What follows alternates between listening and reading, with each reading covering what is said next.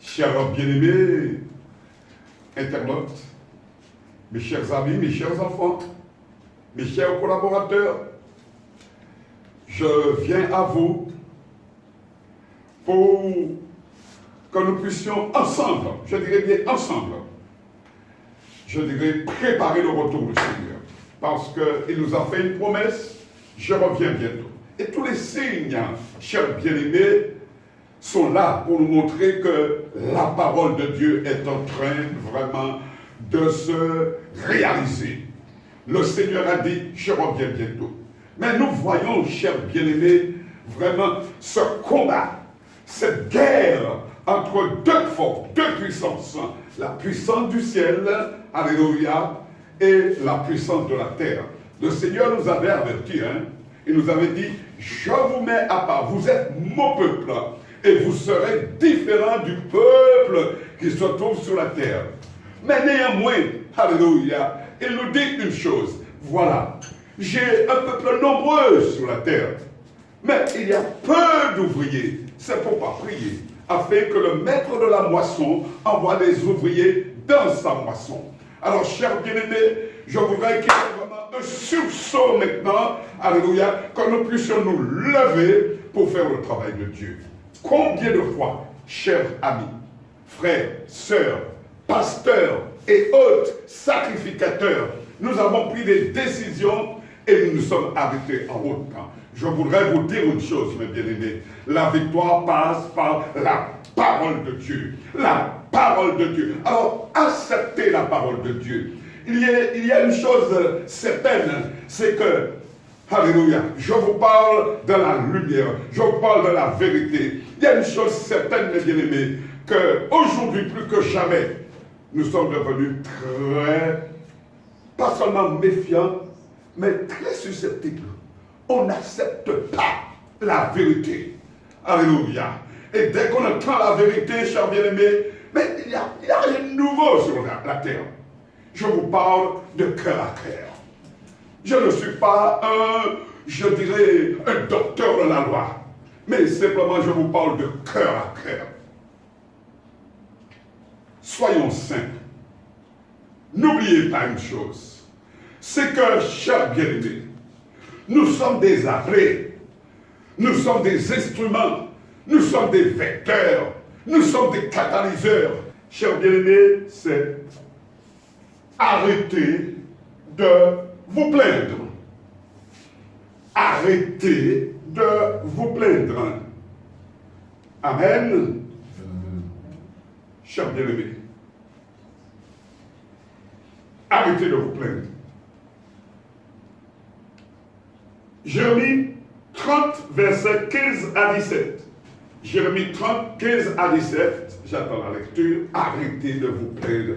Arrêtez, alléluia, de venir dans la présence de Dieu avec ce visage, avec cet esprit, avec cette mentalité. Tout votre corps est rempli de cette plainte. Jérémie 30, s'il te plaît. Jérémie 30, versets 15 à 17. Jérémie 30, 15, 17. Pourquoi te plaindre de ta blessure, de la douleur que cause ton mal? C'est à cause de la multitude de tes iniquités, du grand nombre de tes péchés, que je t'ai fait souffrir ces choses. Cependant, tous ceux qui te dévorent seront dévorés, et tous tes ennemis, tous iront en captivité. Ceux qui te dépouillent seront dépouillés, et j'abandonnerai au pillage tous ceux qui te pillent. Mais je te guérirai, je panserai tes plaies, dit l'Éternel, car il t'appelle à repousser cette Sion dont nul ne prend souci. Amen. Amen. Donc là encore, j'ai pris aussi la version Bible en français courant, mais ce n'est pas la peine, je crois que c'est assez clair, chers bien-aimés. Simplement, quelques réflexions, alléluia, à cette, je dirais, à ce reproche. Et c'est nécessaire que nous soyons repris. Pardonnez-moi de vous le dire, parce que l'orgueil entrera en nous. Il faut savoir, chers bien-aimés, que c'est l'Esprit qui nous conduit. C'est l'Esprit, mes bien-aimés. Nous appartenons à Dieu. Et pas seulement le corps n'est qu'une enveloppe, mais ce que Dieu a mis en nous, son souffle. Le souffle de Dieu. Le souffle de Dieu. Chers bien-aimés, pour quelle raison aujourd'hui les chrétiens sont mécontents? Alléluia. Et qu'est-ce que ça veut dire servir le Seigneur? Mais bien-aimés, nous sommes remplis de la connaissance de Dieu. Si nous avons accepté Dieu dans notre vie, nous sommes remplis. Mais que faisons-nous de cette, mes bien-aimés, de cette gloire qui habite en nous? Le Seigneur nous dit, levez-vous et allez porter ma parole. Levez-vous, sortez de votre confort et allez visiter les malades, allez dans les rues.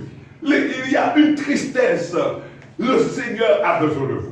C'est pourquoi la première des choses que je vous dirai, chers bien-aimés, parce que je reviens, tout comme le Seigneur arrive personnellement, ne regardez pas à mon physique, mais c'est l'esprit. Je reviens pour préparer le peuple, afin que le peuple, mes bien-aimés, se réjouisse lorsqu'il sentira. Parce qu'on va sentir que Christ revient. Parce qu'il y aura un mouvement, de même que sur la terre, qui a été imprégné du péché, est en train de gémir, est en train de souffrir.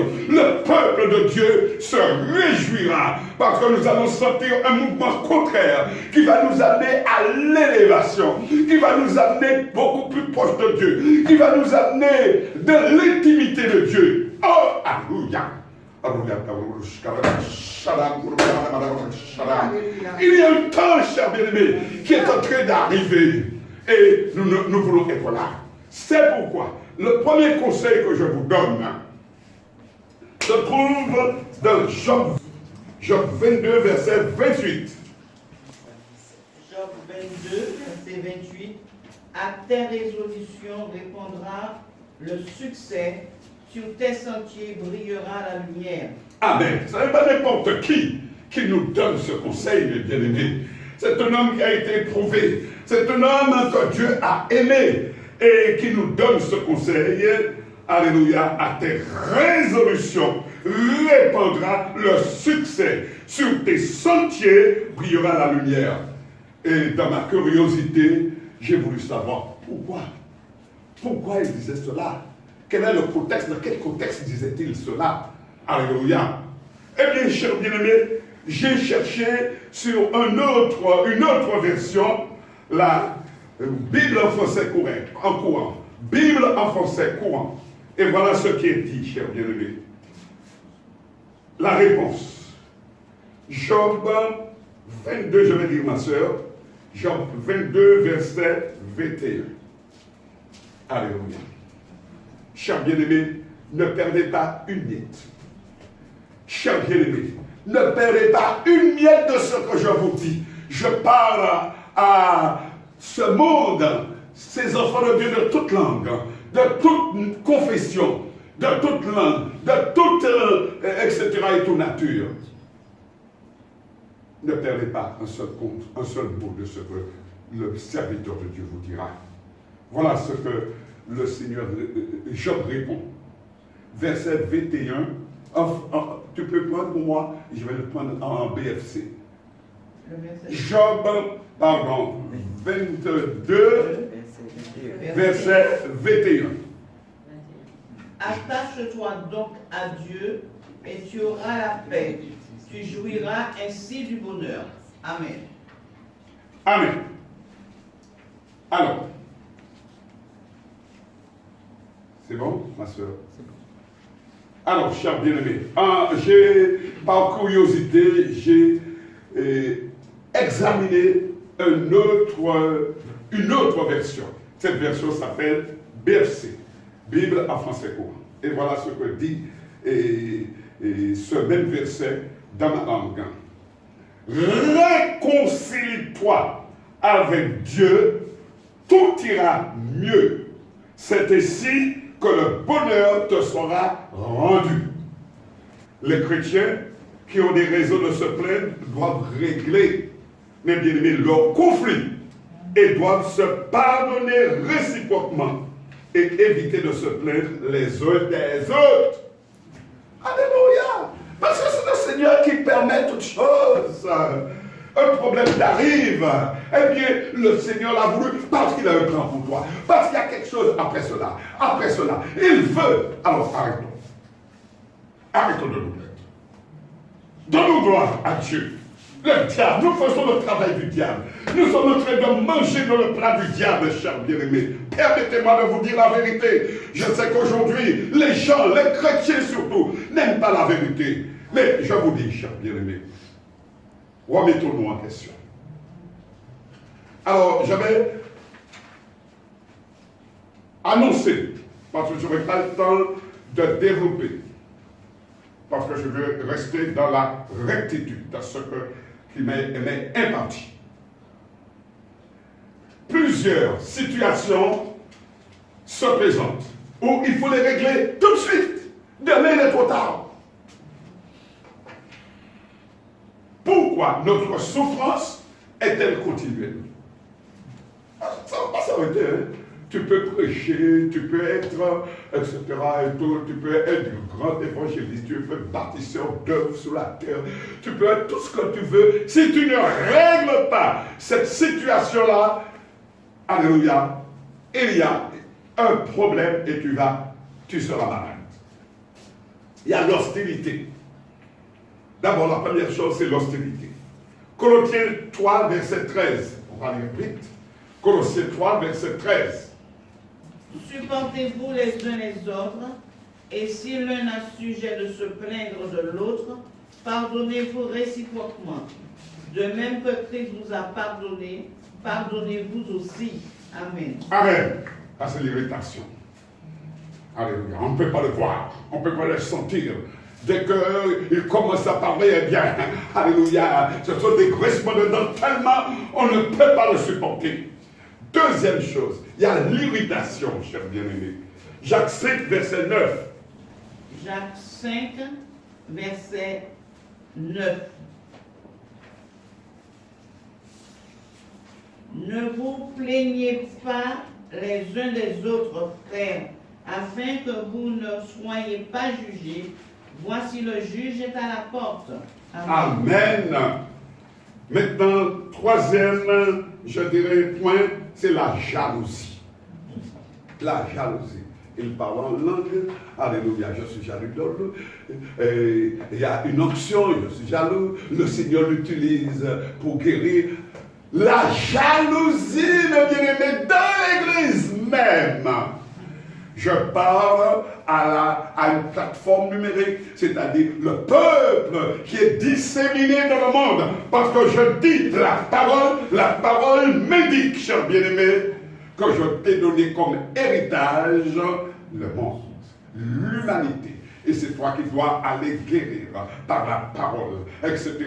Ma parole que je mets en toi doit amener une guérison afin que je retrouve un peuple prêt lorsque je reviendrai. Oh Dieu! Proverbe 3, 31. Proverbe 3, 31. Ne porte pas envie à l'homme violent et ne choisis aucune de ses voies. Amen.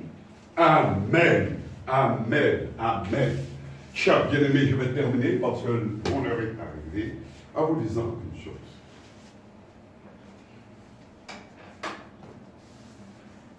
Mon frère, ma soeur, pasteur, vous tous qui m'écoutez, souvent nous nous posons les questions, nous sommes malades parce que nous ne voyons rien arriver dans notre église. Et pourtant nous citons la parole. Nous citons la parole, mais mes bien-aimés, simplement, les choses n'arrivent pas parce que lorsque nous venons dans la présence de Dieu, nous avons un cœur rempli d'amertume. C'est pourquoi le Seigneur nous dit, pourquoi as-tu mauvais visage? Tu viens dans ma présence, tu viens d'après toi pour me louer, tu viens élever mon nom, et puis ton cœur est rempli comme cela, et puis tu crois que je vais t'accepter? Non. Non, si tu es sincère avec Dieu, le Seigneur va envoyer un ange, comme dans Zacharie 3, verset 1, où le diable pointait du doigt le serviteur Josué. Tu peux me le lire, s'il te plaît? Quelques versets et j'ai terminé. Parce que Dieu voit tout. Zacharie 3, 1. Il me fit voir Josué, le souverain sacrificateur, debout devant l'ange de l'Éternel, et Satan qui se tenait à sa droite pour l'accuser. Continue. L'Éternel dit à Satan, que l'Éternel te réprime, Satan, que l'Éternel te réprime, lui qui a choisi Jérusalem, couvert de vêtements sales, et il se tenait debout devant l'ange. Continue un peu. L'ange, prenant la parole, dit à ceux qui étaient devant lui, ôtez-lui les vêtements sales. Puis il dit à Josué, vois, je t'enlève ton iniquité et je te revêt d'habits de fête. Amen. Je dis, qu'on mette sur sa tête un turban pur. Et ils mirent un turban pur sur sa tête et ils lui mirent des vêtements. L'ange de l'Éternel était là. Amen. Amen. Et le Seigneur a dit à l'ange, amène-moi cet enfant. Mets-le dans mes appartements, car ce sont les hommes qui me serviront de signe. Tu as retrouvé cela? Ce sont les hommes qui me serviront de signe. Mais après être nettoyé, après être purifié, après avoir pris conscience de son état, car souvent, mes bien-aimés, on veut être utilisé sans changement. Sans changement. Ma soeur. Zacharie 3, 8. Encore donc Josué, souverain sacrificateur, toi et tes compagnons qui sont assis devant moi, car ce sont des hommes qui serviront de signe. Amen. Alors c'est pourquoi je terminerai, chers bien-aimés, je terminerai en vous disant ceci. Tu n'es pas admis à paraître devant le Seigneur avec les signes d'affliction s'il est lui-même dans la joie. Parce que le Seigneur est toujours dans la joie lorsqu'il nous accueille. Alléluia. C'est une joie pour lui d'être là avant même notre arrivée parce que le Seigneur veut vivre avec ses enfants. Amen. Et c'est pourquoi je terminerai en vous disant ceci. Proverbe 17, verset 22. Proverbe 17, verset 22. Proverbe 17, verset 22. Un cœur joyeux est un bon remède, mais un esprit abattu dessèche les eaux. Amen. Amen. C'est pourquoi, chers amis internautes, peuple de Dieu, pardonnez-vous les uns les autres. C'est le plus grand commandement. Aimez-vous les uns les autres et pardonnez-vous. Sans le pardon, vous ne rentrerez pas dans le royaume de Dieu. Que Dieu vous garde et que Dieu vous bénisse. Amen. Amen.